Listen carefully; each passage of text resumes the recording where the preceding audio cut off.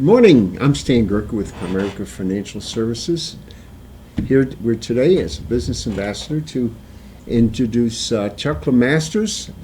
He's going to help us get through the winter. One of our most important possessions is our cars, so I think we can all benefit from that. So Absolutely. So Chuck, welcome. Good to see you again, Stan, as Gee, always. You didn't just call it Chuck's Garage. You call it AVC Auto. Is there a little story behind that? Yes, there is. That's my children, Amanda, Really? Vicky, and Chuck. Mm-hmm. So I knew what my goals were, and I set my goals, and I actually hit my goals.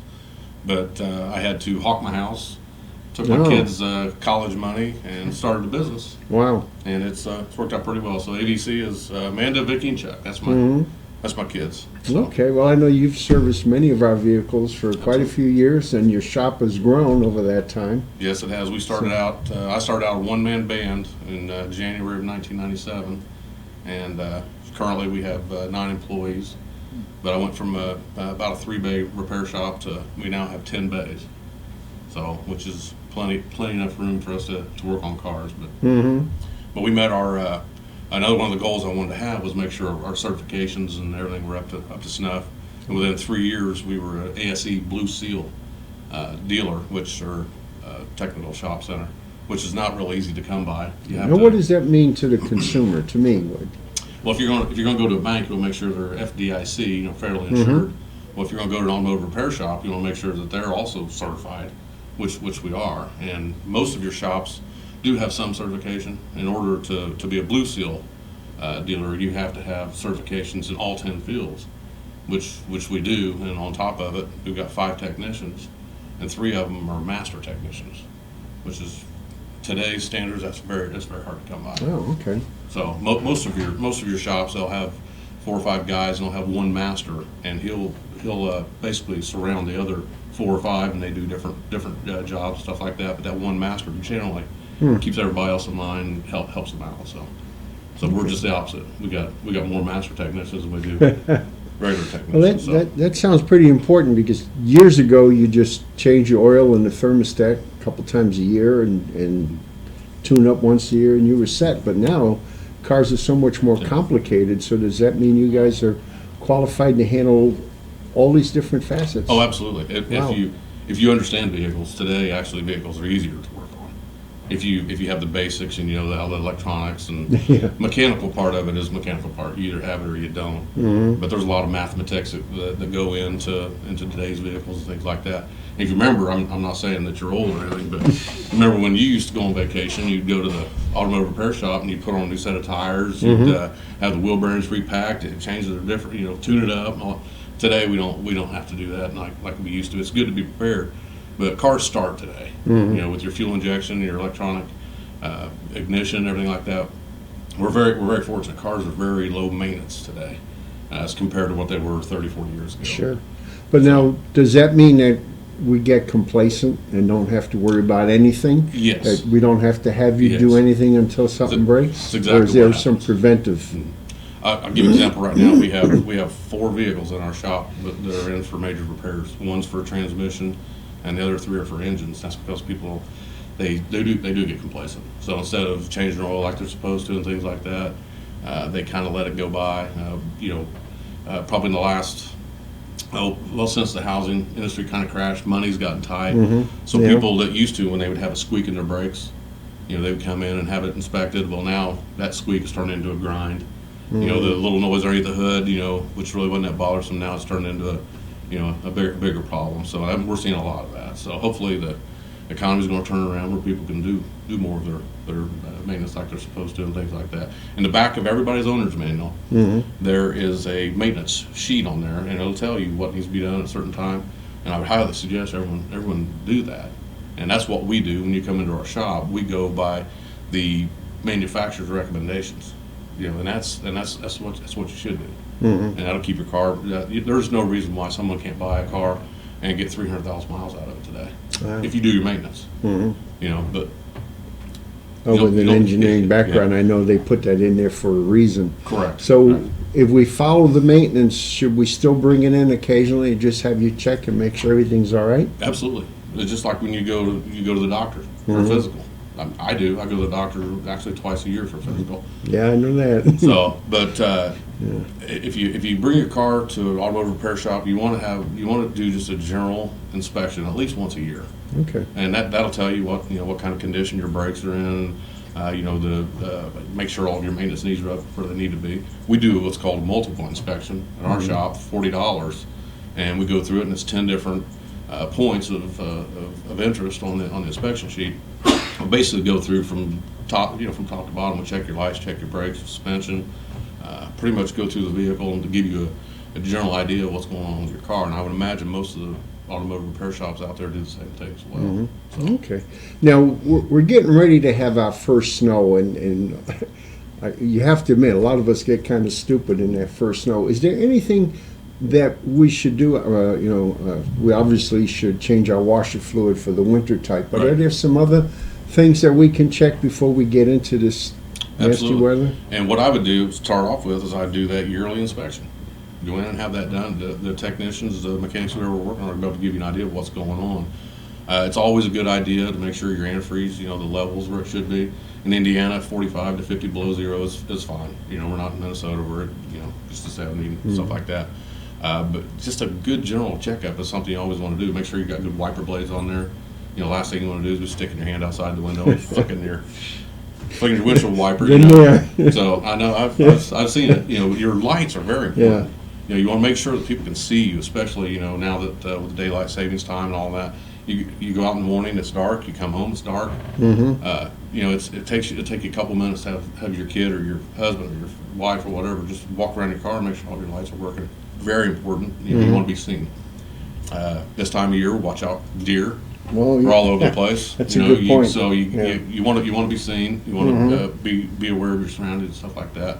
But with the winter hours, everything how they are today, you definitely want to make sure that you're set up. You want to have a safety kit. You're going to want to put. What should we put in our safety kit? This is what I do for my wife. I get a jumper, like coveralls. I've got a set of that for her. Water, hand warmers. There's always a jumper cable or a jump box in our vehicles. I know that's maybe a little over the top, but when you get out someplace and if you're in rural areas, it's no big deal. But for the people who are making a long haul, you're going to. I'll give you an example. I took my daughter out to California about 5 or 6 years ago, and we were in no man's land a few times. And we were prepared. Yeah. So it's. If you're a Boy Scout, you're always prepared, and I was a Boy Scout, so I would suggest that you do that. So. Yeah. So okay. Well, that sounds good. I can relate to some of these. I remember being in in Death Valley and picking up a rock to crack your hole in the gas tank. So I know all kinds of things. It's good to have something. Yeah. Emergency kit. Your tires. So you want to make sure that you have an all season. We're going into of course we're going into the winter, but generally most of the tires that you buy today are all season. Yeah. Make sure your spare's full. A lot of people they don't realize until they have a flat tire they pull the spare out and it's flat. Yeah. Now you mentioned tires. I had tires on my Jeep that were legal because there's a certain depth to it. Correct. But when we went driving in Baja on the rocks, there was not enough rubber to grab the road. So it depends what we're going to do with our vehicle and how we're going to treat them. Correct. So good. Way back in the day, everybody would always say, hey, you take a quarter and you stick it in the tread. If if it touches his hair or whatever, they're good. Well, that's all gone today. Today, you can walk up to your tire. What I would suggest you do is turn the front wheels as far as you can one way, turn the engine off, whatever, get out and go up and look at the tire. Today, our tires, when you look inside of the treads, they put wear indicators on them. Wow. So as you look inside of the tread, there's going to be a piece of rubber that's sticking up. And once that piece of rubber is worn with the tire, it's no longer true to the road. So that's when it's time to change them. So most of our tires today, generally between 40 to 70,000 miles is the kind of mileage you get out of them. Make sure you keep your alignment intact. You don't want to put a new set of tires on your car and not have the line. Yeah, that's very important. Yeah, I'm chuckling. I remember when tires barely lasted 10,000 miles. So Chuck, well, where are you located? We're located on Hague Road between 206th Street and 216th Street. Okay. We're in the old Frash building. You're just north of the school. Correct. Yeah, the new middle school they put in. Well, it's not new anymore. Was it 6 or 7 years old? Yeah. But yeah, we're there's the Gordon marketing group is right there. They've got 17 acres. We're the largest building in the facility. Like I say, we've got a 10-bay per facility. Our lot is security. You know, when you come through the gate, the first thing that happens is your picture's taken. Oh. So our complete 17 acres has some type of security on it. So yeah, you got to brush yourself up. Yeah, yeah. Well, that's great. Now, Chuck, I know you also have an interest in the community in Noblesville. You want to tell us a little bit about your golf outing that you have and who benefits from it? Yeah, the community is very important to anybody, everybody. If it's not for the community, I would not be in business. So, but I've always had a special place in my heart for Special Olympics of Hamilton County. I actually started a golf outing in 2002 and did not even realize that the Special Olympics was going on at that particular point in time. But they met up with me in 2003. And we've been partnered on that. So right now, I think we've raised about $135,000. Wow. So far for Special Olympics Hamilton County. It's a great cause.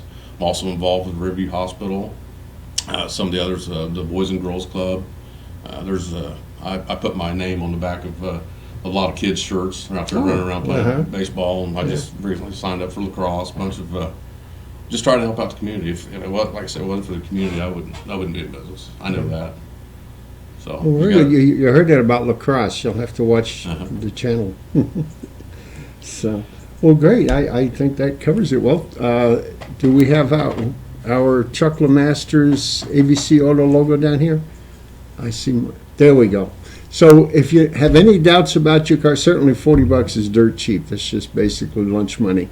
Have your car checked for the winter with a friend or two. Yeah, okay. Jim's right. You eat a lot. Not a $5 McDonald's, a decent. Anyway, it's a small price for safety for the winter. As I was coming here this morning, I couldn't stop, but there was a young lady on the side of the road who probably should have stopped at Chuck. She was right at that corner, very bad spot, and she probably wouldn't have been there if she checked her car out. So I appreciate you all being here. And if I know Stan as well as I think I know Stan, it probably would feed your whole family for $40. Just to throw that. That's true. We did eat at Applebee's, 4 of us for $40. But it's nice to be generous. Well, Chuck, thank you very much for being here, and you all have a great day. Watch Channel 19. And Who are you? oh, I'm sorry. Again, I'm Stan Gurka with Primerica Financial Services, and where we teach people how money works. And you see that Silver Images photography down there? Well, that's something we've been doing since the early 80s. And in fact, Jim at Logan Street Banners and Signs got a lot of our stuff for us when we started our business up. So we appreciate that. We like to support them when we can. And you all have a great day. Thank you. Thank you.